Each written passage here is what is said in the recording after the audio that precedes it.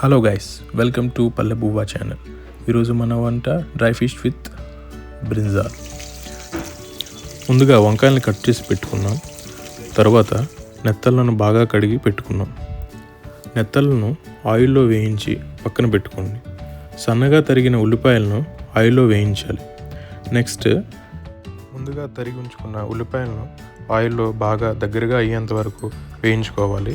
దాని తర్వాత ముందుగా ఉంచిన టమాటా ముక్కలను కూడా అదే మిశ్రమంలో వేసుకొని బాగా దగ్గరగా అయ్యేంత వరకు కలుపుకుంటాం.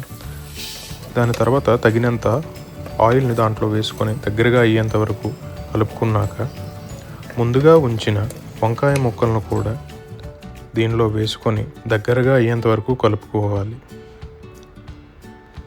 దగ్గరగా అయిన తర్వాత ఈ మిశ్రమంలో తగినంత వాటర్ను పోసుకొని ఉడికిందా లేదా అని ఒకసారి చెక్ చేసుకుంటాం. దాని తర్వాత ముందుగా ఉంచిన నెత్తళ్ళను కూడా దానిలో వేసుకొని దగ్గరగా కలుపుకుంటాం.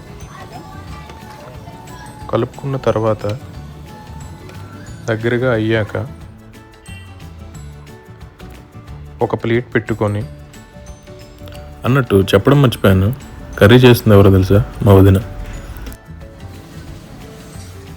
10 నిమిషాల తర్వాత గుమ్మగుమ్మలాడే నెత్తళ్ళు వంకాయ కర్రీ రెడీ. టేస్ట్ ఎలా ఉందో చూద్దాం. ఇదిగోండి మా నిత్య సూపర్ ఉందని చెప్తుంది. సబ్స్క్రైబ్ టు పల్లె బువ్వా ఛానల్. Thank you.